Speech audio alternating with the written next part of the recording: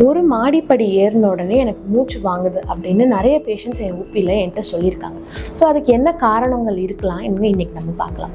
வணக்கம், நான் doctor Sharon Clement, நுரையீரல் நிபுணர் மெரிடியன் ஹாஸ்பிட்டல். ஒரு மாடிப்படி ஏறணும் அப்படின்னா 4 விஷயங்கள் கரெக்டாக வேலை செய்யணும். ஒன்று, உங்கள் காலில் இருக்க மசில்ஸ், தசைகள். 2வது, உங்கள் ஹார்ட்டோட பம்பிங் கெப்பாசிட்டி நல்லா இருக்கணும். 3வது, உங்கள் நுரையீரலோட லங் கெப்பாசிட்டி, அதாவது சுவாசிக்கிற கெப்பாசிட்டி கரெக்டாக இருக்கணும். 4வது, உங்கள் ரத்தம் ஹார்ட்லேருந்தும் லங்ஸ்லேருந்தும் உங்கள் காலில் இருக்க மசில்ஸ்க்கு போய் சேரணும்.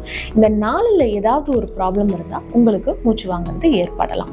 ஸோ இது எப்போ நார்மல் அப்படின்னு சொல்லுவோம். ஸோ ரொம்ப நாளாக ஒரு ஃபிசிக்கல் எக்ஸசைஸ் இல்லாமல், ஒழுங்கான ஃபிசிக்கல் ஆக்டிவிட்டி இல்லாமல் இருந்து திடீர்னு ஒரு மாடிப்படி ஏறுறப்ப உங்களுக்கு உங்கள் பாடி அந்த ஸ்ட்ரெஸ் தாங்க முடியாமல் அதனால உங்களுக்கு மூச்சு வாங்கலாம்.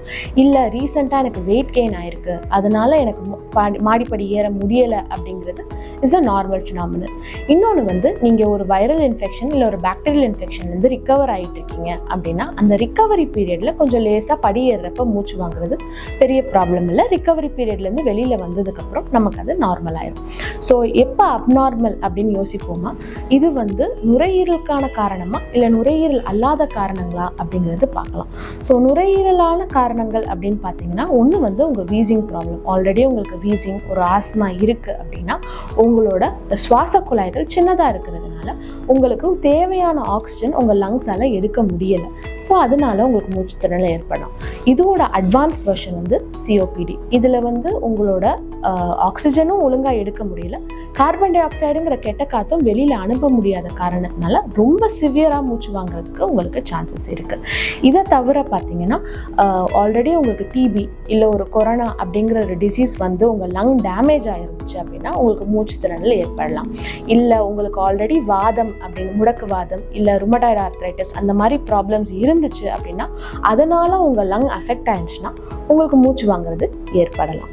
இதை தவிர நுரையீரல் அல்லாத ப்ராப்ளம்ஸ் என்னவா இருக்கலாம் அப்படின்னா ஒன்று இருதய பிரச்சனைகள். உங்கள் ஹார்ட்டோட கெப்பாசிட்டி கொஞ்சம் வீக்காக இருக்குது, இல்லை ஆர்ட்ரிஸில் பிளாக் இருக்குது, இல்லை ஸ்டிஃபான ஹார்ட்டாக இருக்குது அப்படின்னா உங்களுக்கு அதனால பம்பிங் கெப்பாசிட்டி குறைஞ்சு அதனால உங்களுக்கு மூச்சு திணறல் ஏற்படலாம். ஸோ இதுக்கு க்ளூஸ் என்ன அப்படின்னு பார்த்தீங்கன்னா உங்களுக்கு மூச்சு திணறல் இல்லாமல் ரொம்ப வேர்க்க ஆரம்பிக்கும், நெஞ்சு அடைக்கிற மாதிரி இருக்கும், கால் வீக்கம் ஏற்படலாம். இந்த மாதிரியெல்லாம் இருந்துச்சு அப்படின்னா ப்ராபப்ளி ஹார்ட்னால தான் உங்களுக்கு மூச்சு திணறல் ஏற்படுதுங்கிறத நாங்கள் கொஞ்சம் யூகிப்போம்.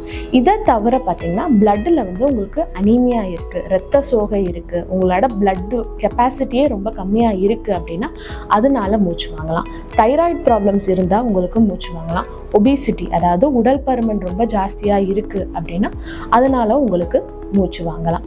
இதையெல்லாம் நம்ம அனலைஸ் பண்ணி எக்ஸ்க்ளூட் பண்ணிட்டோம் அப்படின்னா சம்டைம்ஸ் ஒரு சில பேருக்கு ஆங்ஷியஸாக இருக்காங்க, ஸ்ட்ரெஸ்ட் அவுட்டாக இருக்காங்க, இல்லை ஒழுங்கான தூக்கமின்மை காரணமாக கூட சில பேருக்கு மூச்சு திணறல் ஏற்படலாம். ஸோ இதை நம்ம எப்படி டயக்னோஸ் பண்ணுவோம் அப்படின்னா யூஸ்வலாக இந்த நார்மல் காசஸ் எல்லாத்தையும் எக்ஸ்க்ளூட் பண்ணிவிட்டு ஃபஸ்ட்டு நீங்கள் ஹாஸ்பிட்டலுக்கு வர்றப்போ உங்கள் பிளட்டோட ஆக்சிஜன் லெவல்ஸ் செக் பண்ணிப்போம். நீங்கள் உட்காந்துருக்கிறப்ப எவ்வளோ இருக்குது, நீங்கள் நடக்கிறப்ப எவ்வளோ இருக்குது அப்படின்னு செக் பண்ணுவோம். இதோடு சேர்ந்து உங்கள் ஹார்ட் ரேட், உங்கள் பிபி, அது எல்லாமே நம்ம மெஷர் பண்ணுவோம். இதையெல்லாம் தாண்டி உங்களுக்கு நுரையீரலுக்கான பிரச்சனையாக இருந்தால் உங்களுக்கு அதை செஸ்ட் எக்ஸ்ரே எடுத்தோ இல்லை சிடி ஸ்கேன் தேவைன்னா அதுக்கு போகலாம்.